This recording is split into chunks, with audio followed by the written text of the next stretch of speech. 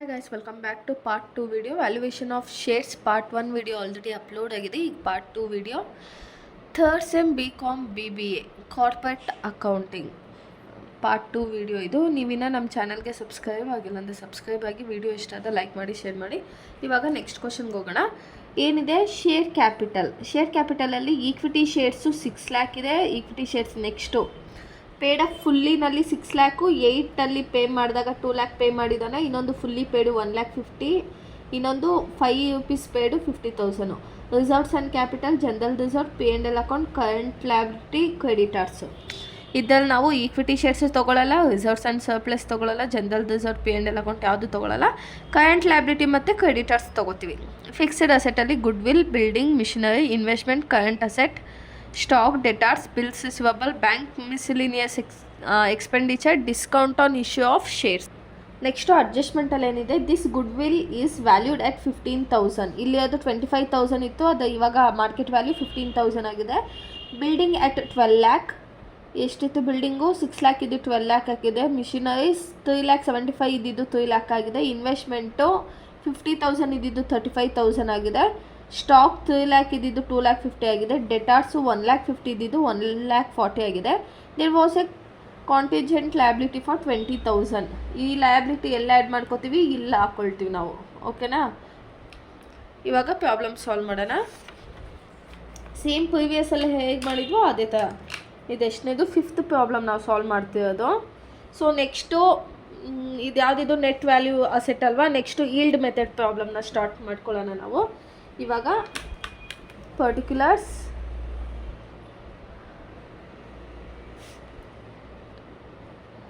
Amount ಒಂದು amount ಹಾಕೊಂಡು ಆಗುತ್ತೆ, ಇಲ್ಲ 2 ಅಮೌಂಟು ಹಾಕ್ಕೊಳ್ಳಿ. ಇವಾಗ ಫಸ್ಟ್ ಯಾವ್ದು ತೊಗೋಬೇಕು ನಾವು? Market value of asset. ಇವಾಗ ಮಾರ್ಕೆಟ್ ವ್ಯಾಲ್ಯೂ ಆಫ್ ಅಸೆಟಲ್ಲಿ ಫಸ್ಟು ಯಾವುದಿದೆ? Good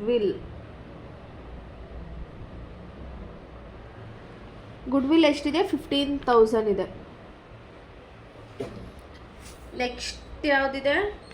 building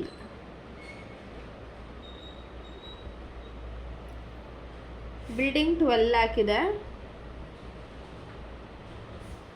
next machinery. ಇಲ್ಲಿ ನೋಡಿ, ನಾವು ಕ್ವಶನಲ್ಲಿ ಕೊಟ್ಟಿರ್ತಾನಲ್ಲ, ಅವ್ನು ಪರ್ಚೇಸ್ ಮಾಡಿದಾಗ ಇರುತ್ತಲ್ಲ ಅದನ್ನು ತೊಗೊಳಲ್ಲ, ಅಡ್ಜಸ್ಟ್ಮೆಂಟಲ್ಲಿ ಯಾವ್ದು ಕೊಟ್ಟಿರ್ತಾರೋ ಅದನ್ನು ತೊಗೋತೀವಿ.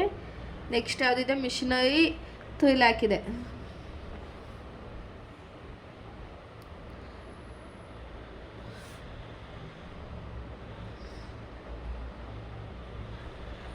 Next investment 35,000.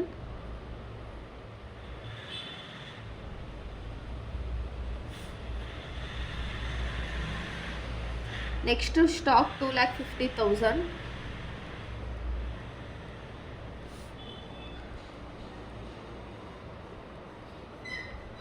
ಡೆಟಾರ್ಸ್ 1,40,000.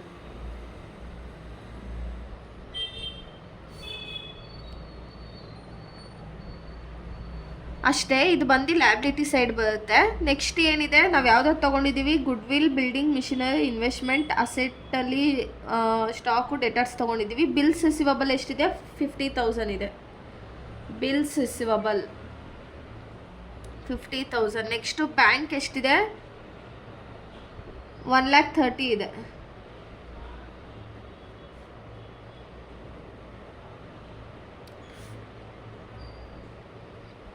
ಇವಾಗ next miscellaneous expenses, discounted on issue of shares. ಇದನ್ನು ತೊಗೊಳ್ಳಲ್ಲ.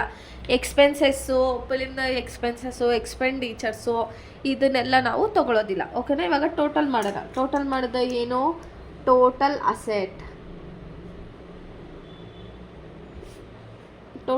ಎಷ್ಟು ಬರುತ್ತೆ?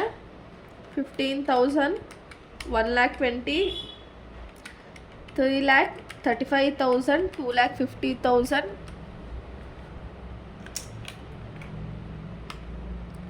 1,40,000, 50,000, 1,30,000, 21,20,000 ಬರುತ್ತೆ. ಇವಾಗ ಲಯಬಿಲಿಟೀಸ್ ಅಂತ ಹೋಗೋಣ.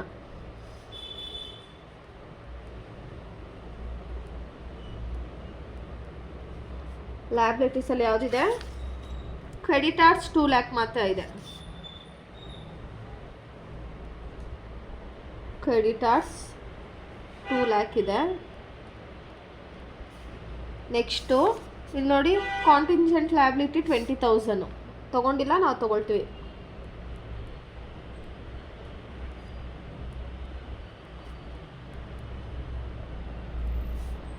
$20,000 ಎಷ್ಟಾಗುತ್ತೆ ಟೋಟಲ್ ಲಯಬಿಲಿಟಿ ಇವಾಗ?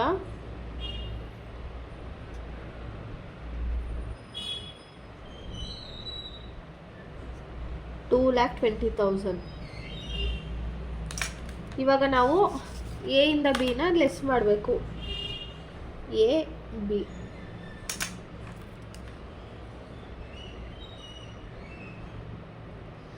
ಇವಾಗ ಇದ್ರಲ್ಲಿ ಪ್ರಿಫರೆನ್ಸ್ ಶೇರ್ಸ್ ಏನಾದರೂ ಕೊಟ್ಟಿದ್ದಾನಾ? ಪ್ರಿಫರೆನ್ಸ್ ಶೇರ್ಸ್ ಕೊಟ್ಟಿಲ್ಲ. ಸೊ ನಾವು ಪ್ರಿಫರೆನ್ಸ್ ಶೇರ್ಸ್ನ ಲೆಸ್ ಮಾಡ್ಕೊಳ್ಳಲ್ಲ. Net asset available for equity share capital shareholders ಅಷ್ಟೇ. ಇಲ್ಲಿ ಶೇರ್ ಹೋಲ್ಡರ್ಸ್ ಎಷ್ಟು ಬರುತ್ತೆ? A minus B. 21,20,000 ಮೈನಸ್ 2,20,000 ಮಾಡಿದ್ರೆ ನಮಗೆ ಎಷ್ಟು ಬರುತ್ತೆ? 21,20,000 ಮೈನಸ್ 2,20,000 19 ಲ್ಯಾಕ್ ಬರುತ್ತೆ. ಎಷ್ಟು ಬರುತ್ತೆ? 19 ಲ್ಯಾಕ್. ಇವಾಗ ಲೆಸ್ ಪ್ರಿಫರೆನ್ಸ್ ಶೇರ್ಸ್ ಕ್ವಶನಲ್ಲಿ ಕೊಟ್ಟಿದ್ದಾನಾ? ಕೊಟ್ಟಿಲ್ಲ. ಇವಾಗ ಯಾವುದಿದು? ಟೋಟಲ್ ಈಕ್ವಿಟಿ ಶೇರ್ಸ್ ಏನಾದರೂ ತೊಗೊಳ್ಳಿ. ಟೋಟಲ್ ಈಕ್ವಿಟಿ ಶೇರ್ಸ್ ಅಂತಾದರೆ ತೊಗೊಳ್ಳಿ. Available for equity net asset available for equity shares ಅಂತಾದರೆ ತೊಗೊಳ್ಳಿ. ಇವಾಗ formula ಏನಿರೋದು?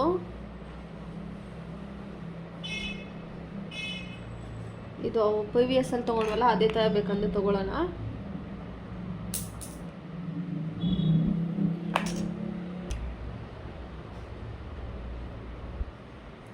Net assets available for equity share holders. ಇಲ್ಲಿ ಹೆಡ್ಡಿಂಗ್ ಏನು ತಗೋಬೇಕಾಗಿತ್ತು ನಾವು? Intrinsic is equal to net available for equity share holders divided by number of equity share. ಇದೆಷ್ಟಿದೆ? 19 ಲ್ಯಾಕ್ ಇದೆ. Divided by number of equity shares ಎಷ್ಟಿದೆ? ಇಲ್ಲಿ ನೋಡಿ 6, 7, 8, 9 ಇದೆರಡು ಸೇರಿಸಿದ್ರೆ 10. ಎಲ್ಲ ಈಕ್ವಿಟಿ ಶೇರ್ಸನ್ನು ಆ್ಯಡ್ ಮಾಡೋಣ. ಓಕೆನಾ? ಎಷ್ಟು ಬರುತ್ತೆ? 10 ಲ್ಯಾಕ್ ಬರುತ್ತೆ. ನಮಗೆ ಎಲ್ಲದರಲ್ಲೂ ಒಂದೊಂದೇ ಕೊಡೋನು. ಇದ್ರಲ್ಲಿ ಏನು ಮಾಡಿದ್ದಾನೆ? ತುಂಬ ಇದೆ. ಸೊ ಅದಕ್ಕೇ ಅಷ್ಟನ್ನು ಆ್ಯಡ್ ಮಾಡಿಕೊಂಡೆ ನಮ್ಗೆ ಎಷ್ಟು ಬರುತ್ತೆ? Is equal to 1.90. ಒಂದು ಶೇರ್ ಬೆಲೆ 1.90 ಅಂತೆ. 20 ರೂಪೀಸ್ ಥರ ಪೇ ಮಾಡಿದ್ದಾನೆ. ಇವಾಗ ನೋಡೋಣ 1 by 1 ಎಷ್ಟಂತ.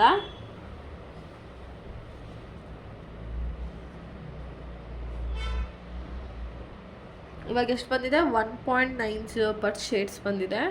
ನೆಕ್ಸ್ಟ್ ಕಾನ್ಸೆಪ್ಟ್ ನಮ್ಮದು ಈಲ್ಡ್ ಮೆಥಡ್.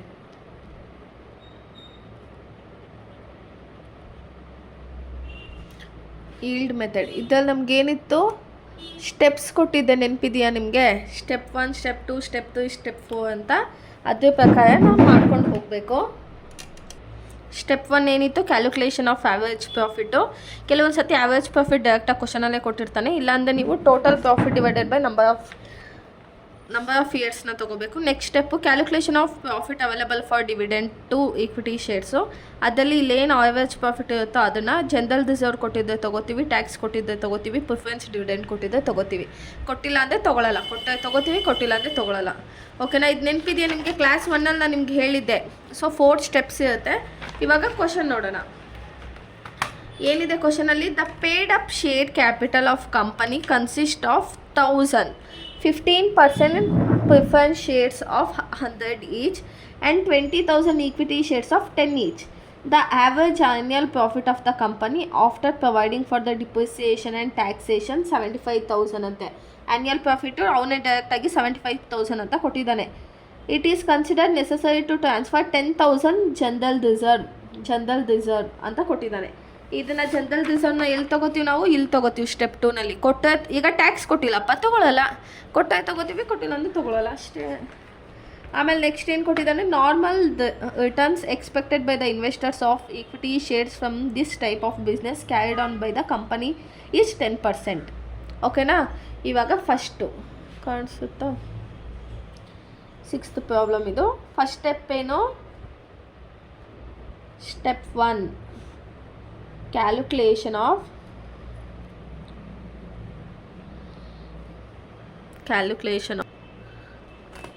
Average profit. ಕ್ವಶನಲ್ಲೇ ಡೈರೆಕ್ಟಾಗಿ ಎಷ್ಟು ಕೊಟ್ಟಿದ್ದಾನೆ? 75,000 ಅಂತ ಅವನೇ ಕೊಟ್ಬಿಟ್ಟಿದ್ದಾನೆ. ಆ್ಯನ್ಯುಯಲ್ ಪ್ರಾಫಿಟ್ 75,000 ಅಂತ ಕೊಟ್ಬಿಟ್ಟಿದ್ದಾನೆ. ಸೊ ಎಷ್ಟು? 75,000. ಇವಾಗ ಸ್ಟೆಪ್ 2 ಏನಿದೆ?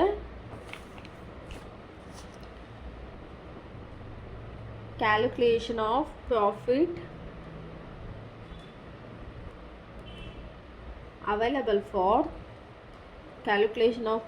available for dividends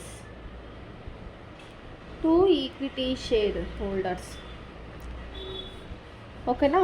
ಇವಾಗ ಹೆಡಿಂಗ್ ಹಾಕೊಳ್ಳೋಣ. ಏನು? Particulars amount.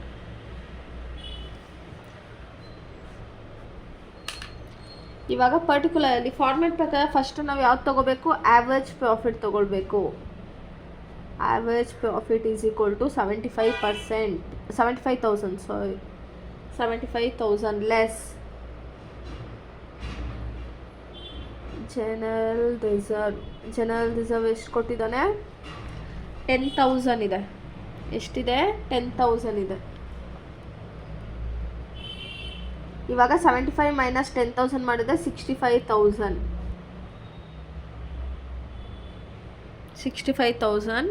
ಇದನ್ನು ಏನಂತ ಹೇಳ್ತೀವಿ ನಾವು? Profit available for dividend. ಆಯಿತಾ? ಇವಾಗ ಲೆಸ್ ಟ್ಯಾಕ್ಸ್ ಮಾಡ್ತಿದ್ವಿ, ಟ್ಯಾಕ್ಸ್ ಕೊಟ್ಟಿಲ್ಲ. ಅದಾದಮೇಲೆ ಲೆಸ್ ಪ್ರಿಫರೆನ್ಸ್ ಡಿವಿಡೆಂಟು ಕ್ವಶನಲ್ಲಿ ಕೊಟ್ಟಿದ್ದಾನೆ, ಅದಕ್ಕೆ ತೊಗೋತಾ ಇದ್ದೀವಿ. ಕೊಟ್ಟಿಲ್ಲ ಅಂದರೆ ತೊಗೋಬೇಡಿ ಅಷ್ಟೇ. ಎಷ್ಟಿದೆ ಪ್ರಿಫರೆನ್ಸ್ ಡಿವಿಡೆಂಟು? 10% ಅಂತ ಇದೆ. ಯಾವುದ್ರ ಮೇಲೆ ತೊಗೋಬೇಕು ನಾವು 10%? ಇಲ್ಲಿ ಕ್ವಶನ್ ನೋಡಿ, ಇಲ್ಲಿ ಕ್ವಶನಲ್ಲಿ ನೋಡಿ ಏನಿದೆ? The paid up share capital of the company consist 1000 ಅಂತೆ. 1000ಅಲ್ಲಿ preference shares of 100 each. So 1000 into 100 ಮಾಡಿದ್ರೆ ಎಷ್ಟಾಗುತ್ತೆ? ನಮಗೆ 1 lakh ಆಗುತ್ತೆ. 1000 into 100 is equal to 1 lakh. ಇವಾಗ 1 lakhಲ್ಲಿ 15% ಪ್ರಿಫರೆನ್ಸ್ ಶೇರ್ಸ್ಗೆ ಅವನು ಪೇ ಮಾಡಬೇಕು. ಅದು 1 lakh ಇಂಟು 15%. 1 lakh ಇಂಟು 15% ಮಾಡಿದ್ರೆ ಎಷ್ಟು ಬರುತ್ತೆ? 1500. ಇವಾಗ 65,000 ಮೈನಸ್ 1500 ಮಾಡಿದ್ರೆ ನಮಗೆ ಎಷ್ಟು ಬರುತ್ತೆ? 50,000 ಬರುತ್ತೆ. ಇದನ್ನು ಏನಂತ ಹೇಳ್ತೀವಿ? Profit available for equity share holders. ಅರ್ಥ ಆಯ್ತಾ ನಿಮಗೆ? Profit available for equity share holders. ಇಲ್ಲಿ ಆ್ಯಾವ್ರೇಜ್ ಪ್ರಾಫಿಟ್ ಕೊಟ್ಟಿದ್ದ. ಆ್ಯಾವ್ರೇಜ್ ಪ್ರಾಫಿಟಲ್ಲಿ ಜನರಲ್ ರಿಸರ್ವ್ನ ಲೆಸ್ ಮಾಡ್ಕೊಂಡಿದ್ದಕ್ಕೆ ಪ್ರಾಫಿಟ್ ಅವೈಲಬಲ್ ಆಫ್ ಡಿವಿಡೆಂಟ್ ಬಂತು. ಆಮೇಲೆ ಪ್ರಿಫರೆನ್ಸ್ ಡಿವಿಡೆಂಟ್ ಲೆಸ್ ಮಾಡಿದ್ದಕ್ಕೆ profit available for equity share holders ಬಂತು. ಇವಾಗ ನೆಕ್ಸ್ಟ್ ಸ್ಟೆಪ್ ಮಾಡೋಣ. ಸ್ಟೆಪ್ 3 ಏನು? Calculation of. ಇದು ಫಸ್ಟ್ ಪ್ರಾಬ್ಲಮ್ ಅಲ್ವಾ? ಸೊ ನಿಧಾನಕ್ಕೆ ನೋಡ್ಕೊಳ್ಳಿ. ಇದೇ ಥರ 1-2-3 ಪ್ರಾಬ್ಲಮ್ ಮಾಡೋಣ, ಆವಾಗ ನಿಮ್ಗೆ ಈಸಿಯಾಗಿ ಅರ್ಥ ಆಗುತ್ತೆ. ಕ್ಯಾಪಿಟಲೈಸ್ಡ್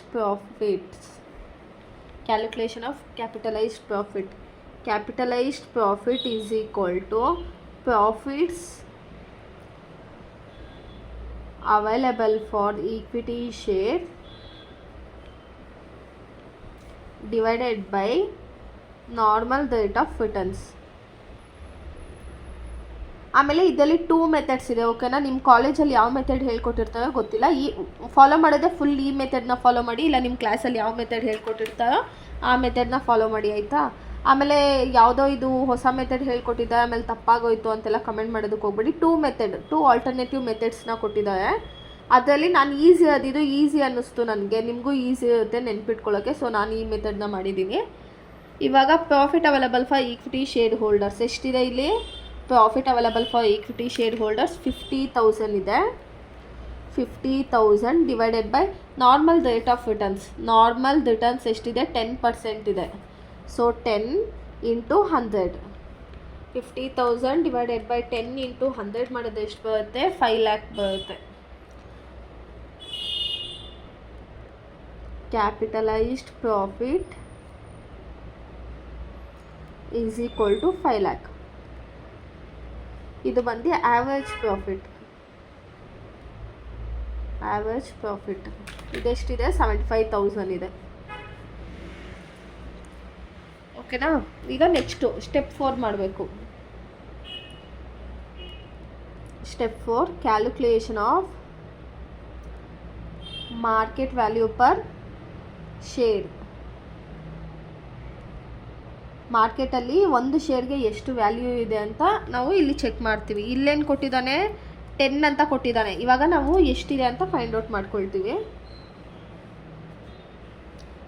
ಇದರಲ್ಲಿ ಫಾರ್ಮುಲಾ ಒಂದು ಸ್ವಲ್ಪ ನೋಡ್ಕೊಬಿಡಿ, ಈಸಿಯಾಗಿದೆ. Market value per share is equal to capitalised profit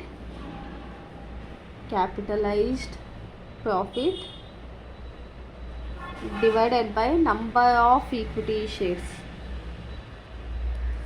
capitalised profit ಎಷ್ಟಿದೆ? ಕ್ಯಾಪಿಟಲೈಸ್ಡ್ ಪ್ರಾಫಿಟ್ 5 lakh ಇದೆ. Divided by number of equity shares ಎಷ್ಟಿದೆ? 20,000 ಈಕ್ವಿಟಿ ಶೇರ್ಸ್ ಆಫ್ 10 ಈಚ್ ಅಂತೆ. ಈಗ ನಂಬರ್ ಆಫ್ ಈಕ್ವಿಟಿ ಶೇರ್ಸ್ ಎಷ್ಟಿದೆ? 20,000 ಇದೆ. ಈಗ 5 lakh ಡಿವೈಡೆಡ್ ಬೈ 20,000 ಮಾಡಿದ್ರೆ ನಮ್ಗೆ ಎಷ್ಟು ಬರುತ್ತೆ? 25 ಬರುತ್ತೆ. Market value per shares is equal to 25 per share. ಅರ್ಥ ಆಗ್ತಿದೆ ಅಲ್ವಾ ನಿಮಗೆ? ಇದು ಹಿಂಗೆ ಮಾಡ್ಬಿಟ್ನಾ? ಇಲ್ಲಿ ನೋಡಿ, ಫಸ್ಟ್ ಸ್ಟೆಪ್ಪಲ್ಲಿ ಆ್ಯಾವ್ರೇಜ್ ಪ್ರಾಫಿಟ್ ಅವನೇ ಕೊಟ್ಟಿರ್ತಾನೆ. ಇಲ್ಲಿ ನೋಡಿ, ಅವನು ಪರ್ಚೇಸ್ ಮಾಡಿದ್ದು 10 rupees ಪರ್ಚೇಸ್ ಮಾಡಿದ್ದಾನೆ. ಇವಾಗ ವ್ಯಾಲ್ಯೂ ಎಷ್ಟಾಗಿದೆ? 25 ಪರ್ ಶೇರ್ಸ್ ಆಗಿದೆ. ಓಕೆನಾ? ಫಸ್ಟ್ ಸ್ಟೆಪ್ಪಲ್ಲಿ ನೋಡಿ, ಆ್ಯಾವ್ರೇಜ್ ಪ್ರಾಫಿಟ್ ಕ್ವಶನಲ್ಲೇ ಕೊಟ್ಟಿರ್ತಾನೆ. ಕೊಟ್ಟಿಲ್ಲ ಅಂದರೆ ಒಂದು 5 ವರ್ಷದ ಪ್ರಾಫಿಟ್ನ ಅವನೇ ಕೊಟ್ಟಿರ್ತಾನೆ. ಅದನ್ನು ನಾವು ಅಷ್ಟನ್ನು ಆ್ಯಡ್ ಮಾಡಿ ಅದೆಷ್ಟು ಇಯರ್ಸ್ ಇರುತ್ತೋ ಅಷ್ಟು ಇಯರ್ಸ್ ಜೊತೆ ಡಿವೈಡ್ ಮಾಡ್ಕೊಳ್ಬೇಕು. ಓಕೆನಾ? ನೆಕ್ಸ್ಟ್ ಸ್ಟೆಪ್ ಬಂದು calculation of profit available for dividend to equity shares. ಇಲ್ಲಿ ನೋಡಿ, ಡಿವಿಡೆಂಡ್ ಟು ಈಕ್ವಿಟಿ ಶೇರ್ಸ್ ನೆನ್ಪಿಟ್ಕೊಳ್ಳಿ. Profit available for dividend to equity shares. First ಏನು ಮಾಡ್ತೀವಿ? ಆ್ಯಾವ್ರೇಜ್ ಪ್ರಾಫಿಟ್ನ ಹ್ಯಾಸ್ ಇಟ್ ಈಸ್ ಫಸ್ಟ್ ಸ್ಟೆಪ್ಪಲ್ಲಿ ಏನು ಬಂದಿರುತ್ತೋ ಅದನ್ನು ತೊಗೊಳ್ತೀವಿ. Next general reserve. ಕೊಟ್ಟಿದ್ದೆ ತೊಗೋತೀವಿ, ಕೊಟ್ಟಿಲ್ಲ ಅಂದರೆ ಬಿಟ್ಬಿಡಿ, ತಲೆ ಕೆಡ್ಸ್ಕೊಬೇಡಿ. ಆಯಿತಾ? ಇಲ್ಲಿ ನಿಲ್ ಹಾಕಿದೆ. ಇವಾಗ ಕೊಟ್ಟಿದ್ದಾನೆ, ಸೊ 10,000 ತೊಗೊಂಡಿದ್ದೀವಿ. 75 ಮೈನಸ್ 10 ಮಾಡಿದ್ರೆ 65,000 ಆಗುತ್ತೆ. ನೆಕ್ಸ್ಟ್ ಪ್ರಿಫರೆನ್ಸ್ ಡಿವಿಡೆಂಟ್ ಕೊಟ್ಟಿದ್ದಾನೆ. ಅದು 15% ಅಂತ ಹೇಳಿದ್ದಾನೆ. 1 lakh ಇಂಟು 15 ಮಾಡಿದ್ರೆ 15,000 ಬರುತ್ತೆ. 65 ಮೈನಸ್ 15,000 ಮಾಡಿದ್ರೆ 50,000 ಬಂತು ನಮಗೆ. ಓಕೆನಾ? ಇವಾಗ ಏನು ಮಾಡಿದ್ವಿ ನಾವು? Next calculation of capitalised profit. Formula ಏನಿದೆ? Profit available for equity share divided by normal rate of returns. Profit available for equity shares ಎಷ್ಟಿದೆ? 50,000 ಇದೆ. Divided by normal rate of returns 10% ಅಂತ ಕ್ವಶನಲ್ಲಿ ಕೊಟ್ಟಿದೆ. ಸೊ 10 ಇಂಟು 100 ಮಾಡಿದ್ರೆ ಕ್ಯಾಪಿಟಲೈಸ್ಡ್ ಪ್ರಾಫಿಟ್ ನಮಗೆ 5 lakh ಬರುತ್ತೆ. Next calculation of market value per share. ಒಂದು ಶೇರ್ಗೆ ಎಷ್ಟು value ಅಂತ ಫೈಂಡ್ ಔಟ್ ಮಾಡೋಕ್ಕೆ capitalise profit divided by number of equity shares. Capitalise profit ಏನು? 5 lakh ಇದೆ. Divided by number of equity shares 20,000 ಇದೆ.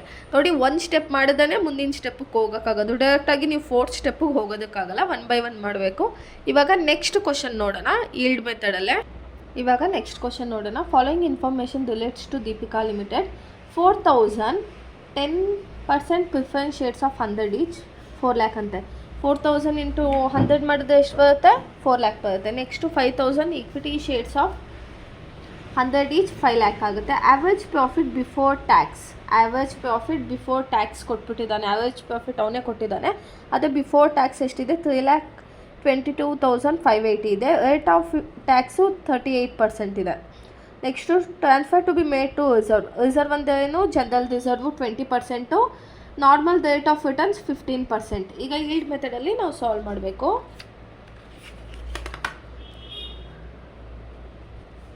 ಫಸ್ಟ್ ಸ್ಟೆಪ್ ಏನು?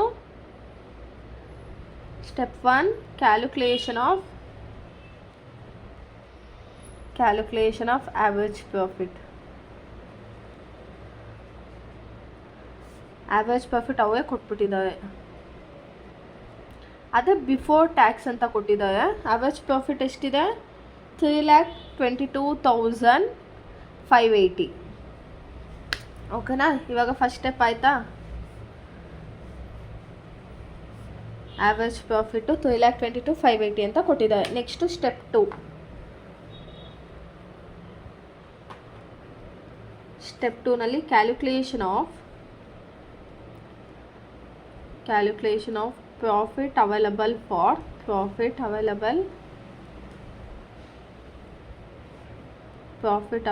for dividend to equity shareholders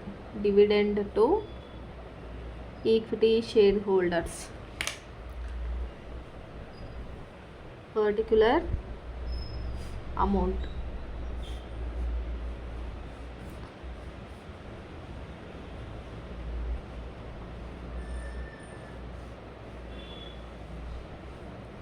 first ಏನು ತೊಗೋತೀವಿ? ಆ್ಯಾವ್ರೇಜ್ ಪ್ರಾಫಿಟ್ ತೊಗೋತೀವಿ. ಆ್ಯಾವ್ರೇಜ್ ಪ್ರಾಫಿಟ್ ಎಷ್ಟಿದೆ? 3,22,580. ಇದು ಏನಂತ ಕೊಟ್ಟಿರೋದು ಕ್ವಶನಲ್ಲಿ ನೋಡಿ, ಬಿಫೋರ್ ಟ್ಯಾಕ್ಸ್ ಅಂತ ಕೊಟ್ಟಿದ್ದಾನೆ.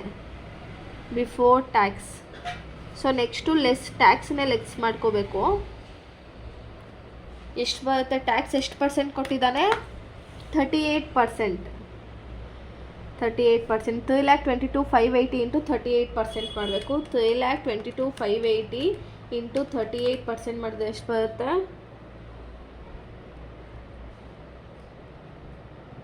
1,22,580 ಬರುತ್ತೆ. ಓಕೆನಾ? ಇವಾಗ ಬ್ಯಾಲೆನ್ಸ್ ಎಷ್ಟು ಬರುತ್ತೆ ನೋಡಿ. 3,22,580ನಲ್ಲಿ 1,22,580 ಲೆಸ್ ಮಾಡಿದ್ರೆ ನಮಗೆ 2,580 2 lakh ಬರುತ್ತೆ.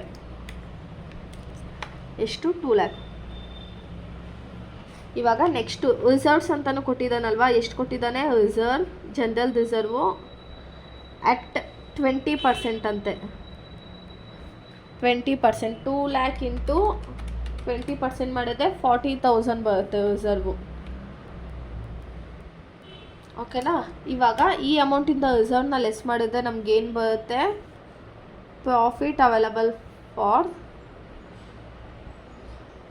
profit available to dividend ಎಷ್ಟು? 1,60,000. 1,60,000. ಇವಾಗ ಲೆಸ್ ಪ್ರಿಫರೆನ್ಸ್ ಡಿವಿಡೆಂಟು ಕೊಟ್ಟಿದ್ದಾನೆ ಕ್ವಶನಲ್ಲಿ, ಅದಕ್ಕೆ ತೊಗೋತಾ ಇದ್ದೀವಿ. ಪ್ರಿಫರೆನ್ಸ್ ಡಿವಿಡೆಂಟ್ ಎರಡು ಸೇಮೆ. ಎಷ್ಟಿದೆ? 4 lakh ಇಂಟು 10% ಮಾಡಿ. ಇಲ್ಲ 4 lakh ಇಂಟು 10% ಮಾಡಿದ್ರೆ ಎಷ್ಟು ಬರುತ್ತೆ? 4 lakh ಇಂಟು 10% ಮಾಡಿದ್ರೆ ನಮಗೆ 40,000 ಬರುತ್ತೆ. ಇವಾಗ ಡಿವಿಡೆಂಟ್ ಆಯ್ತಲ್ವಾ. Next profit available to equity share holder ಎಷ್ಟು ಬರುತ್ತೆ? 1,20,000 ಬರುತ್ತೆ. ಅರ್ಥ ಆಯ್ತಲ್ಲ? ಇಲ್ಲಿ ನೋಡಿ ಏನಿರೋದು? Profit available for dividend to equity share holder. First dividend ಆಯಿತು, ಇವಾಗ ಈಕ್ವಿಟಿ ಶೇರ್ ಹೋಲ್ಡರು.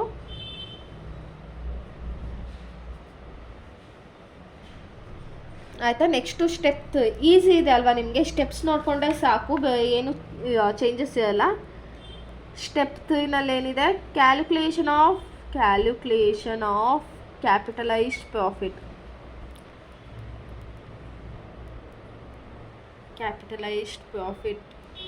ಫಾರ್ಮುಲಾ ಏನಿದೆ? Capitalised profit is equal to profit available to equity share holders divided by normal rate of return into 100. ಇದೆಷ್ಟಿದೆ? 1,20,000 ಇದೆ. 1,20,000 divided by normal rate of returns ಎಷ್ಟಿದೆ? 15% ಇದೆ. 15 into 100.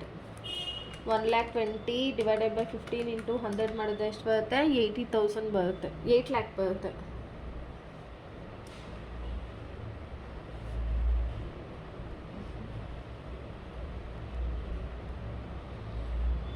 Capitalised profit is equal to 8 lakh.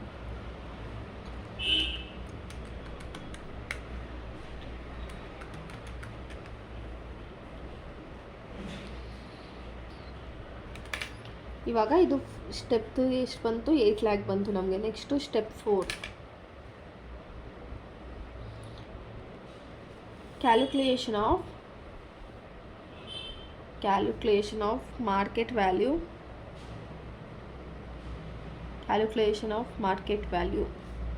per share. Calculation of market value per share. Formula ಏನು, market value per share is equal to capitalized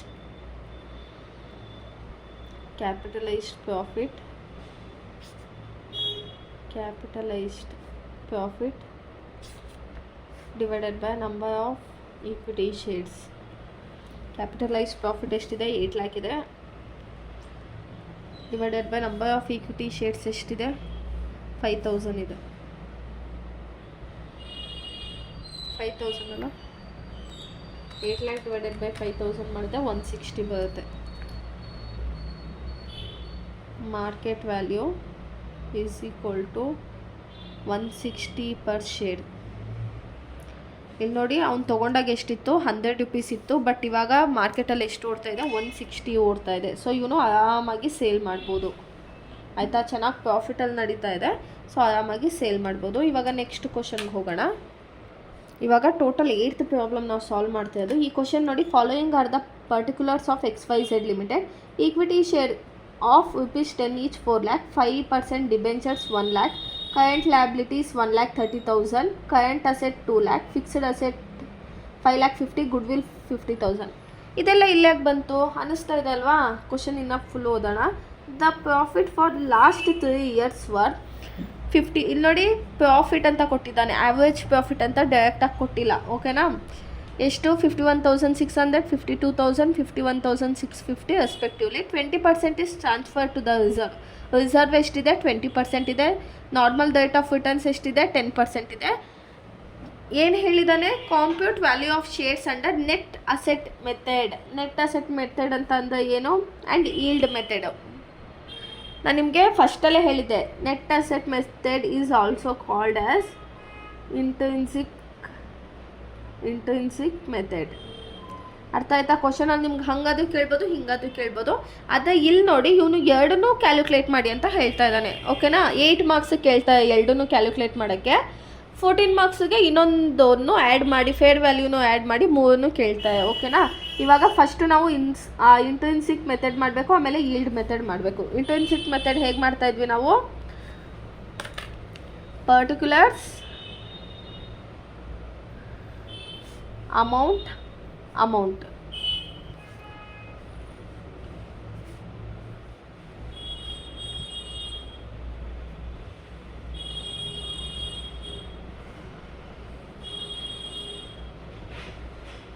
ಓಕೆನಾ. First ಏನು ಮಾಡ್ತಾ ಇದ್ವಿ ನಾವು, market value of ಅಸೆಟ್ನ ತೊಗೋತಾ ಇದ್ವಿ. ಮಾರ್ಕೆಟ್ ವ್ಯಾಲ್ಯೂ ಆಫ್ ಅಸೆಟ್ ನೆನಪಿದೆಯಾ, ಮರ್ತೋಯ್ತಾ.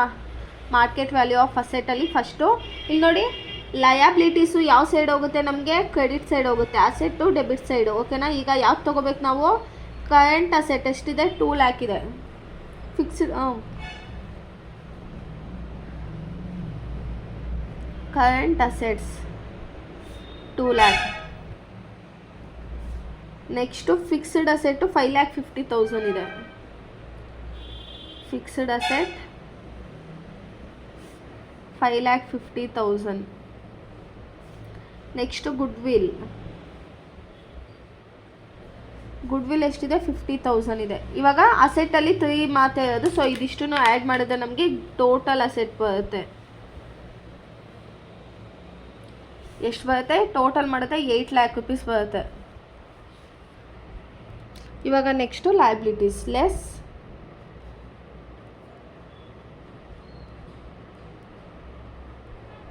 ಲಯಬಿಲಿಟೀಸಲ್ಲಿ ಯಾವುದಿದೆ, 5% ಡಿಬೆಂಚರ್ಸ್ 1 lakh ಇದೆ. ನೆಕ್ಸ್ಟು ಕರೆಂಟ್ ಲಯಬಿಲಿಟೀಸ್, ಅದು ಎರಡೇ ಇರೋದು. 5% ಡಿಬೆಂಚರ್ಸ್ ಎಷ್ಟಿದೆ, 1 lakh ಇದೆ. Next current liability.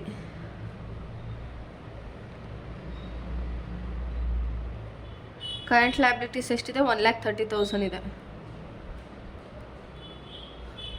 ಇವಾಗ 1 lakh ಪ್ಲಸ್ 1,30,000 ಮಾಡಿದ್ರೆ ಎಷ್ಟು ಬರುತ್ತೆ? ಟೋಟಲ್ ಲಯಬಿಲಿಟಿ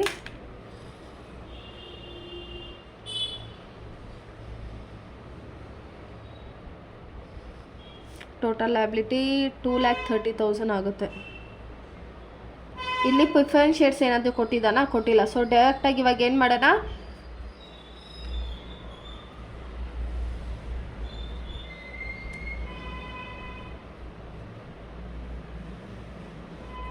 ಇದು ಎ ಇದು ಬಿ ಅಂತ ಕನ್ಸಿಡರ್ ಮಾಡ್ಕೊಳ್ಳೋಣ. ಇವಾಗ ಇದನ್ನ ಏನಂತ ಹೇಳ್ತೀವಿ? Net asset available for equity share holder A minus B. Preference share ಕೊಟ್ಟಿಲ್ಲ, ಕೊಟ್ಟಿದ್ದ ಲೆಸ್ ಮಾಡ್ಕೊತಿದ್ವಿ. ಇವಾಗ 8 lakhಲ್ಲಿ 2,30,000 ಮಾಡಿದ್ರೆ 5,70,000 ಡೈರೆಕ್ಟಾಗಿ ತೊಗೋತಾ ಇದ್ದೀನಿ ನಾನು. ಓಕೆನಾ? ಈಗ ಇನ್ಸೆಂಟಿವ್ ಫಾರ್ಮುಲಾ ಹೇಳಿ. ನೆಟ್ ಅಸೆಟ್ ಮೆಥಡ್ ಮತ್ತು ಇಂಟ್ರಿನ್ಸಿಕ್ ಮೆಥಡ್ ಇದೆರಡು ಸೇಮು. ಇವಾಗೇನು net asset available for equity share holder divided by number of equity shares ಎಷ್ಟಿದೆ? 5,70,000 ಇದೆ. Divided by number of equity shares ಎಷ್ಟಿದೆ ಇಲ್ಲಿ? 4 lakh divided by 10 divided by 10 ಮಾಡಿದ್ರೆ 1010 cancel ಆಗುತ್ತೆ. Remaining 40,000. ಇವಾಗ net assets method is equal to ಎರಡು ಸೇಮೇ, name change ಆಗುತ್ತೆ ಅಷ್ಟೇ. ಈಸ್ ಈಕ್ವಲ್ ಟು ಡಿವೈಡ್ ಮಾಡಿದ್ರೆ ಎಷ್ಟು ಬರುತ್ತೆ? 14.25 ಪರ್ ಶೇರ್ಸ್.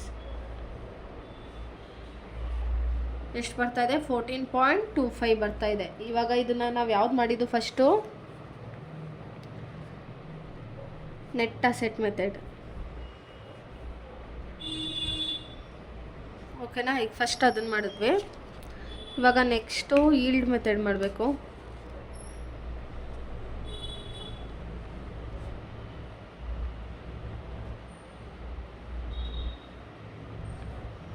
ಈಲ್ಡ್ ಮೆಥಡಲ್ಲಿ ಸ್ಟೆಪ್ 1 ನನ್ನ ಫಾರ್ಮುಲಾ ಏನು?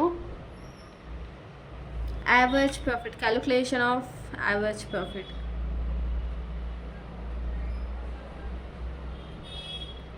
ಇವಾಗ ನಮಗೆ ಲಾಸ್ಟಲ್ಲೆಲ್ಲ ಡೈರೆಕ್ಟಾಗಿ ಅವನೇ ಆ್ಯಾವರೇಜ್ ಪ್ರಾಫಿಟ್ ಕೊಡ್ತಾ ಇದ್ದ. ಬಟ್ ಇಲ್ಲೇನು ಕೊಟ್ಟಿದ್ದಾನೆ? Profit for the last 3 years. Last 3 years ಎಷ್ಟಿದೆ? 51,600 ಪ್ಲಸ್ 52,000 ಪ್ಲಸ್ 51,600 650 ಡಿವೈಡೆಡ್ ಬೈ 3 ಮಾಡಬೇಕು. Profit divided by number of years ಫಾರ್ಮುಲಾದಲ್ಲಿ ಬರ್ಸಿದ್ದೀನಿ ನೋಡಿ. 51,600 52,000 51,650 ಡಿವೈಡೆಡ್ ಬೈ 3 ಮಾಡಿದ್ರೆ ನಮಗೆ ಎಷ್ಟು ಬರುತ್ತೆ? 51,750 ಬರುತ್ತೆ. ಆ್ಯಾವರೇಜ್ ಪ್ರಾಫಿಟ್ 51,750 ಆಯಿತಾ? ಫಸ್ಟು ಫೈಂಡ್ ಔಟ್ ಮಾಡಿದ್ವಿ. Next step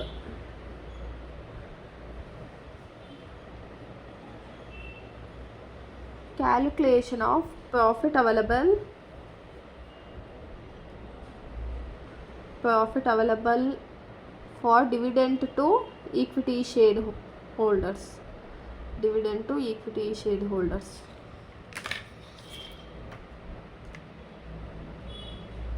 particulars amount.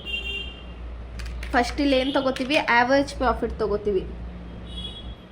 Average profit ಎಷ್ಟಿದೆ ನಮ್ಮ ಹತ್ರ? 51,750 ಇದೆ.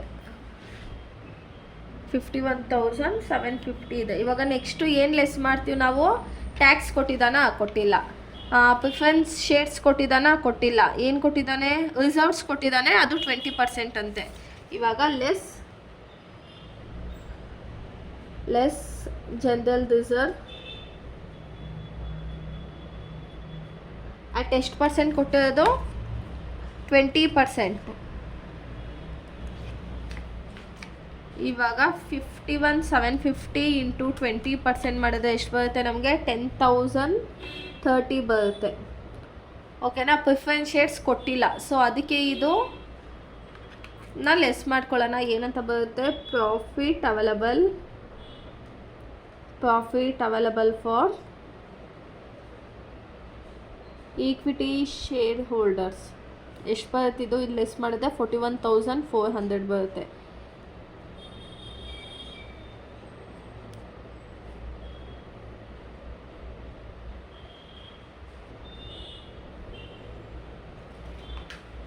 ಇವಾಗ ಸ್ಟೆಪ್ 2 ಕ್ಯಾಲ್ಕುಲೇಟ್ ಮಾಡಬೇಕು. Step 3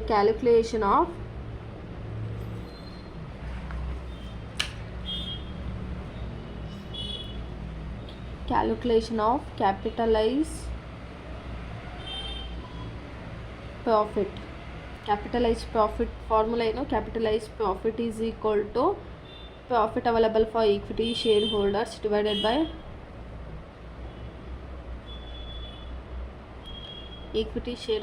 divided by normal rate of returns.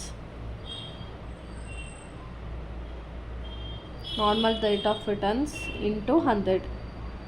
ಎಷ್ಟಿದೆ profitability, 41,400 divided by normal rate of returns ಎಷ್ಟಿದೆ ನಮಗಿಲ್ಲಿ 10% ಇದೆ. ಓಕೆನಾ. 10% 10 ಇಂಟು 100 ಮಾಡಿದ್ದು ಇವಾಗ 41,400 ಡಿವೈಡೆಡ್ ಬೈ 10 ಇಂಟು 100 ಮಾಡಿದ್ರೆ ನಮ್ಗೆ ಎಷ್ಟು ಬರುತ್ತೆ, 4,14,000 ಬರುತ್ತೆ.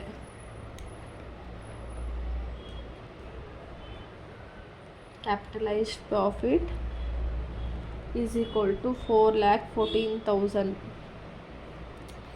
ಅರ್ಥ ಆಗ್ತಿದೆ ಅಲ್ವಾ ನಿಮಗೆ. ನಾವಲ್ಲಿ ಪ್ರಿವಿಯಸಲ್ಲಿ ಏನು ಮಾಡಿದ್ವಿ, ನಾವು ನೆಟ್ ಅಸೆಟ್ ಮೆಥಡನ್ನು ಸಪ್ರೇಟಾಗಿ ತೋರಿಸಿದ್ದೆ ಮತ್ತು ಈಲ್ಡ್ ಮೆಥಡನ್ನು ಸಪ್ರೇಟಾಗಿ ತೋರಿಸಿದ್ದೆ. ಬಟ್ 18 ಮಾರ್ಕ್ಸಿಗೆ ನಿಮ್ಗೆ ಇದೆರಡನ್ನೂ ಕೇಳ್ತಾನೆ, 8 ಮಾರ್ಕ್ಸಿಗೆ. ಓಕೆನಾ. ಸ್ಟೆಪ್ 3 ಆಯ್ತಲ್ಲ. Step 4 same step. ಇಲ್ಲಿ ನೋಡಿ, ಇವಾಗ ಇದರಲ್ಲಿ ಟ್ಯಾಕ್ಸ್ ಕೊಟ್ಟಿಲ್ಲ, ಪ್ರಿಫರೆನ್ಸ್ ಶೇರ್ಸ್ ಕೊಟ್ಟಿಲ್ಲ, ತೊಗೊಂಡಿಲ್ಲ. ನಾವು ಕೊಟ್ಟಿದ್ದರೆ ತೊಗೋತಾ ಇದ್ವಿ, ಕೊಟ್ಟಿಲ್ಲ, ಸೊ ತೊಗೊಳ್ಳಲ್ಲ. ನೆಕ್ಸ್ಟ್ ಏನು, calculation of market value per share.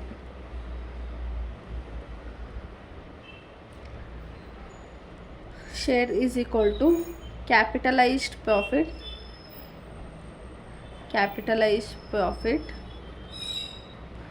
divided by number of equity shares.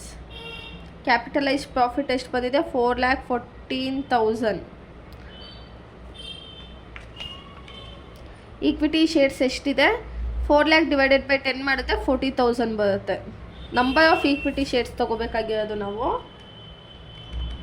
ಇವಾಗ ಇದೆರಡನ್ನೂ ಡಿವೈಡ್ ಮಾಡಿದ್ರೆ ನಮಗೆ market value per share, is equal to 10.35 per shares.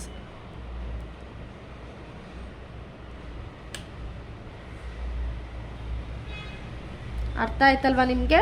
So 2 method ಮಾಡ್ತೀವಿ, ಅದು ಸೇಮ್ ಕಾನ್ಸೆಪ್ಟು. ಓಕೆನಾ. ಏನು ಚೇಂಜಸ್ ಆಗಲ್ಲ, ಅದು ಹೆಂಗೆ ಇರುತ್ತೋ ಎರಡನ್ನೂ ಮಾಡ್ತೀವಿ. ಕೊಟ್ಟಿದ್ದರೆ ತೊಗೋತೀವಿ, ಕೊಟ್ಟಿಲ್ಲ ಅಂದರೆ ಬಿಡ್ತೀವಿ. ಇವಾಗ ನೆಕ್ಸ್ಟ್ ಕ್ವಶನ್ ನೋಡಿ. From the information given below and the balance sheet of A limited on 31st March 25, find the value of its equity share by intrinsic value method and yield method. ನೋಡಿ, net value method, intrinsic value method ಎರಡು ಸೇಮೇ. The company's prospect for the 25-26 are good, ಚೆನ್ನಾಗಿದೆ ಅಂತೆ. Building are now worth 3,50,000. 75,000 ಇದ್ದಿದ್ದು 3,50,000 ಆಗಿದೆ. Profit for the last 3 years has been annually increased 50%. ಇಲ್ಲಿ ಎಷ್ಟಿದೆ profit, 4,30,000 ಜೊತೆ 50,000 ಇನ್ಕ್ರೀಸ್ ಆಗಿದೆಯಂತೆ. The annual transfer to reserve is 25% of net profit. ಇಲ್ಲೇನಿದೆರಡು add ಮಾಡಿದ್ಮೇಲೆ 25% ತೊಗೋಬೇಕು.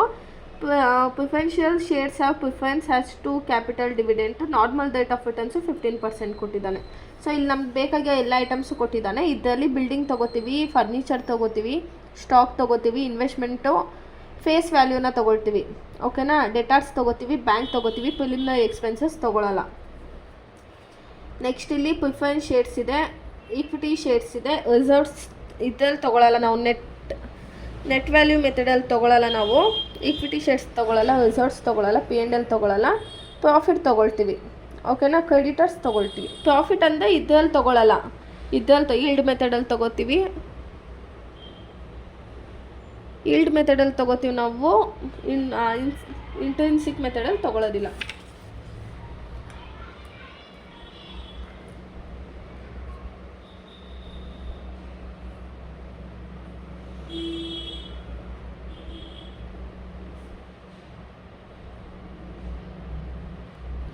ಇವಾಗ ಫಸ್ಟು ಕಾಲಮ್ ಹಾಕೊಳ್ಳೋಣ. Particular amount.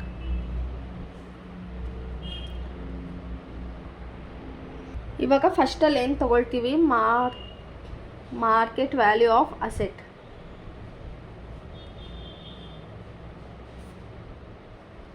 Market value of ಅಸೆಟಲ್ಲಿ ಫಸ್ಟ್ ಏನು ಹೇಳ್ತಿದ್ದಾನೆ, ಬಿಲ್ಡಿಂಗ್ ಇವಾಗ 3,50,000 ಆಗಿದೆಯಂತೆ. ಬಿಲ್ಡಿಂಗ್ 3,50,000. ನೆಕ್ಸ್ಟು ಫರ್ನಿಚರ್ ಬಗ್ಗೆ ಏನೂ ಹೇಳಿಲ್ಲ. ಫರ್ನಿಚರ್ ಎಷ್ಟಿದೆ, 3,000 ಇದೆ.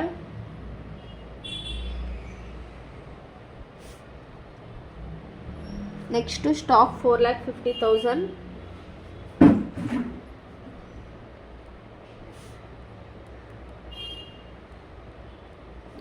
ನೆಕ್ಸ್ಟು ಇನ್ವೆಸ್ಟ್ಮೆಂಟು 3,35,000 ಅಂತೆ. ಫೇಸ್ ವ್ಯಾಲ್ಯೂ ಬಂದು 4 lakhs, ಅಟ್ ಕಾಸ್ಟು 3,35,000 ಇದೆ. ಯಾವುದಿದು ಇನ್ವೆಸ್ಟ್ಮೆಂಟ್?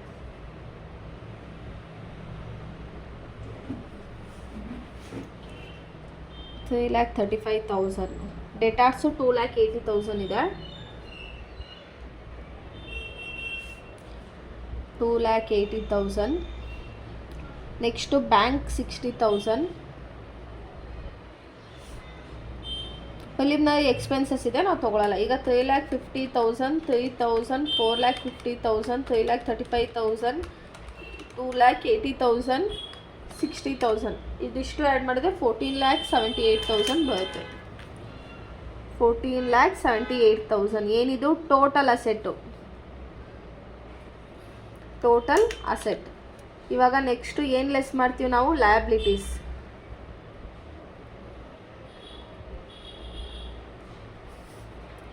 ಲಯಬಿಲಿಟೀಸಲ್ಲಿ ರಿಸರ್ವ್ ತೊಗೊಳಲ್ಲ, P&L ತೊಗೊಳಲ್ಲ, balance ತೊಗೊಳಲ್ಲ.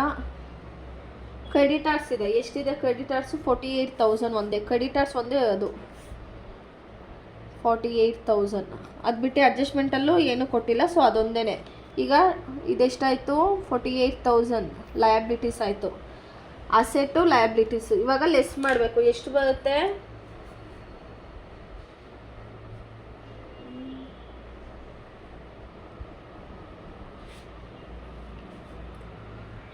Net assets available for share holders A minus B. ಆಯಿತಾ? ಎಷ್ಟಿದೆ? 14,78,000 ಮೈನಸ್ 48,000 ಮಾಡಿದ್ರೆ ಎಷ್ಟು ಬರುತ್ತೆ? 14,30,000 ಬರುತ್ತೆ. ಇವಾಗ ಲೆಸ್ ಪ್ರಿಫರೆನ್ಸ್ ಶೇರ್ಸು ಕ್ವಶನಲ್ಲಿ ಕೊಟ್ಟಿದ್ದಾನೆ, ಅದಕ್ಕೆ ತೊಗೊಳ್ತೀವಿ. ಲೆಸ್ ಪ್ರಿಫರೆನ್ಸ್ ಶೇರ್ಸ್ ಎಷ್ಟಿದೆ? ಪ್ರಿಫರೆನ್ಸ್ ಶೇರ್ಸು 1 lakh ಇದೆ.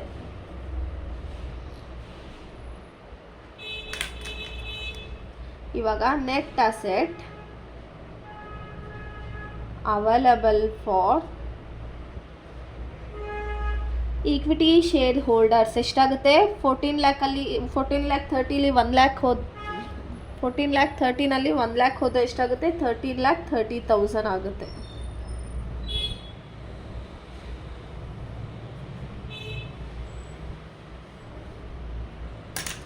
ಇವಾಗ ಫಾರ್ಮುಲಾ ಏನಿದೆ? Intrinsic method.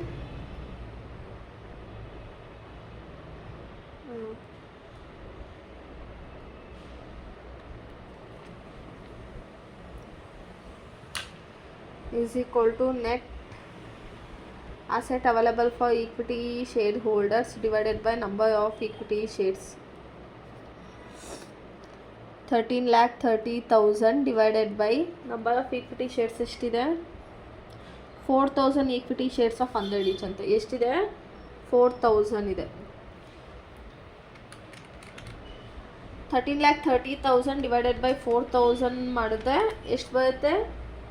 332.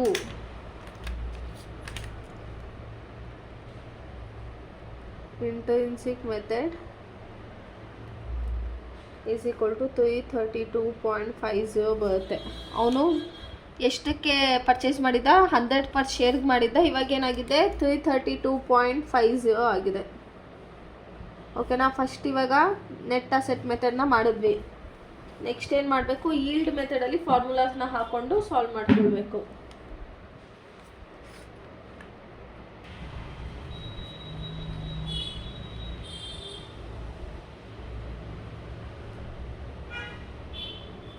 ಫಸ್ಟು ಏನು ಫೈಂಡ್ ಔಟ್ ಮಾಡ್ತೀವಿ ನಾವು?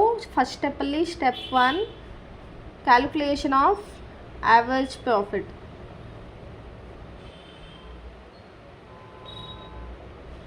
ಆ್ಯಾವರೇಜ್ ಪ್ರಾಫಿಟ್ ಎಷ್ಟು ಕೊಟ್ಟಿದ್ದಾನೆ? 4,30,000 ಅಂತೆ. ಅದರಲ್ಲಿ 50,000 ಇನ್ಕ್ರೀಸ್ ಆಗಿದೆಯಂತೆ. ಸೊ 4,30,000 ಪ್ಲಸ್ ಇನ್ಕ್ರೀಸ್ ಆಗಿರೋದೆಷ್ಟು? 50,000. ಸೊ ಎಷ್ಟಾಗುತ್ತೆ? 4,80,000 ಆಗುತ್ತೆ. 4,80,000. Average profit is equal to 4,80,000 ಆಯಿತು. ಅಲ್ಲಿ ಡಿಫ್ರೆಂಟ್ ಕೊಟ್ಟಿದ್ದ, ಫಸ್ಟ್ ಇಯರ್ಸ್ 10, ಸೆಕೆಂಡ್ ಇಯರ್ 20 ಅಂತ. ಬಟ್ ಇಲ್ಲಿ ಏನು ಹೇಳಿದ್ದಾನೆ? 4,30,000 ಪ್ರಾಫಿಟ್ ಅಂತೆ, ಅದ್ರ ಜೊತೆಗೆ 50,000 ಇನ್ಕ್ರೀಸ್ ಆಗಿದೆಯಂತೆ. ಓಕೆನಾ? ಸ್ಟೆಪ್ 1 ಆಯಿತು. Next step 2 calculation of profit available for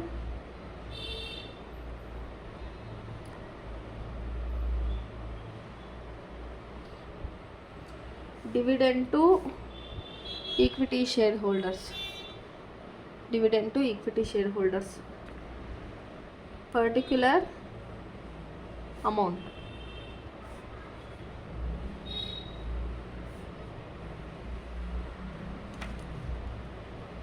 first ಏನು ತೊಗೊಳ್ತೀವಿ? ಆ್ಯಾವರೇಜ್ ಪ್ರಾಫಿಟ್ ತೊಗೋತೀವಿ. ಆ್ಯಾವರೇಜ್ ಪ್ರಾಫಿಟ್ ಎಷ್ಟಿದೆ? 4,80,000 ಇದೆ. ನೆಕ್ಸ್ಟು ಕ್ವಶನ್ ಅಲ್ಲಿ ನೋಡಿ, the annual transfer to reserve is 25% of net profit ಅಂತ ಕೊಟ್ಟಿದ್ದಾನೆ. Less reserve at 25%. 4,80,000 ಇಂಟು 25% ಮಾಡಿದ್ರೆ ನಮ್ಗೆ ಎಷ್ಟು ಬರುತ್ತೆ? 1,20,000 ಬರುತ್ತೆ. ಅದು ಬಿಟ್ಟು ಟ್ಯಾಕ್ಸು ಏನು ಕೊಟ್ಟಿಲ್ಲ. ಸೊ ಇದನ್ನು ನಾವೇನಂತ ಹೇಳ್ತೀವಿ? Profit available for dividend. 4,80,000 1,20,000 ಹೋದರೆ 3,60,000 ಆಗುತ್ತೆ. ನೆಕ್ಸ್ಟ್ ಕ್ವಶನಲ್ಲಿ ಪ್ರಿಫರೆನ್ಸ್ ಶೇರ್ಸ್ ಕೊಟ್ಟಿದ್ದಾನೆ. ಸೊ ಅದನ್ನು ಲೆಸ್ ಮಾಡ್ಕೊಳ್ಳೋಣ. ಲೆಸ್ ಪ್ರಿಫರೆನ್ಸ್ ಶೇರ್ಸ್ ಎಷ್ಟಿದೆ? ಪ್ರಿಫರೆನ್ಸ್ ಶೇರ್ಸು 1,00,000 at 8% ಅಂತೆ. ಸೊ 1,00,000 ಇಂಟು 8% ಮಾಡಿದ್ರೆ ಎಷ್ಟು ಬರುತ್ತೆ? 8,000 ಬರುತ್ತೆ. ಇವಾಗ 3,60,000 8,000 ಲೆಸ್ ಮಾಡಿದ್ರೆ ಪ್ರಾಫಿಟ್ ಅವೈಲಬಲ್ ಫಾರ್ ಡಿವಿಡೆಂಟ್ ಆಯ್ತಲ್ಲ. ಇವಾಗ profit available for equity share 8,000 ಹೋದರೆ 3,52,000 ಆಗುತ್ತೆ. ಅರ್ಥ ಆಗ್ತಾ ಇದೆ ಅಲ್ವಾ ನಿಮಗೆ? ಸೇಮ್ ಅಲ್ಲಿ ಹೆಂಗೆ ಮಾಡಿದ್ವೋ ಹಾಗೆ ಇದನ್ನು ಅದು ಎರಡೆರಡು ಸತಿ ಮಾಡಬೇಕು. ಇವಾಗ ಸ್ಟೆಪ್ 3 ಏನಿದೆ? Calculation of capitalised profit.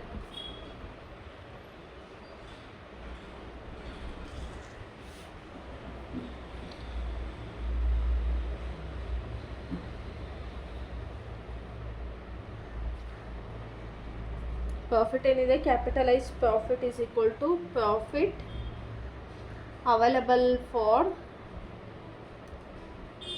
Equity share divided by normal rate of return. Normal rate of return into 100 ಎಷ್ಟಿದೆ? 3,52,000 divided by normal rate of returns ನೋಡಿ ಎಷ್ಟು? 15% ಕೊಟ್ಟಿದ್ದಾರೆ. 15% 15 ಇಂಟು 100.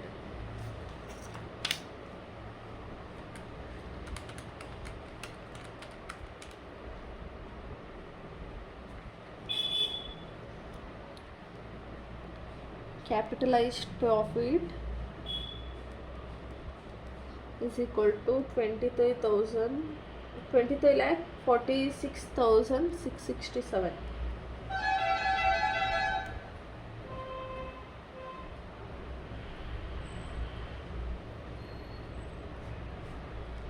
ಈಗ step 4,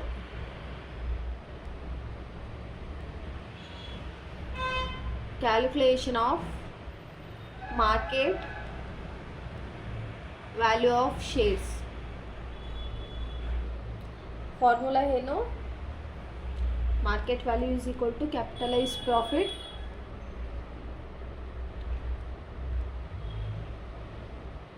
divided by number of equity shares. Capitalise profit ಎಷ್ಟಿದೆ? 23,46,667 divided by number of equity shares ಎಷ್ಟಿದೆ? 4,000 ಇದೆ.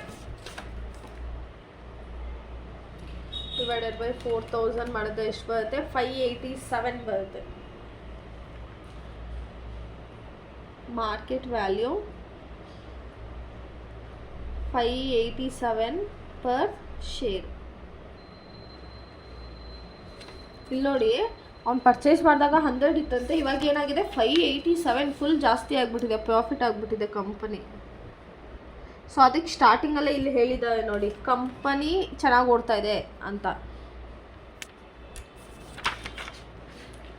Full problem ನೋಡ್ಕೊಳ್ಳಿ. ಏನು ಮಾಡಿದ್ದೀವಿ ಇವಾಗ? ಈಲ್ಡ್ ಮೆಥಡಲ್ಲಿ ಇದೆ ಲಾಸ್ಟ್ ಪ್ರಾಬ್ಲಮ್ಮು. ನೆಕ್ಸ್ಟ್ ನಾನು fair value of method next ವೀಡಿಯೋಲಿ ಅಪ್ಲೋಡ್ ಮಾಡ್ತೀನಿ. ಅಂದರೆ ಅದು 14 ಮಾರ್ಕ್ಸ್ ಕ್ವಶನು. ಇದೆಲ್ಲ ನಿಮಗೆ 8 ಮಾರ್ಕ್ಸಿಗೆ ಕೇಳ್ತಾರೆ, ಬಟ್ 14 ಮಾರ್ಕ್ಸಿಗೆ ನೀವು 3 ಟೈಪ್ಸ್ ಆಫ್ ವ್ಯಾಲ್ಯೂಯೇಷನ್ ಆಫ್ ಶೇರ್ಸನ್ನು 3 ಮಾಡಬೇಕು. ಇವಾಗ ನೋಡಿ, ಇದಿಷ್ಟು ಇದು 4, ಇದು 4, ಅದು 4. ಸೊ ಟೋಟಲ್ 8 ಮಾರ್ಕ್ಸ್ ಕೊಡ್ತಾರೆ. ವಿಡಿಯೋ ಇಷ್ಟ ಆದರೆ ಲೈಕ್ ಮಾಡಿ, ಶೇರ್ ಮಾಡಿ. Keep watching us. Thank you.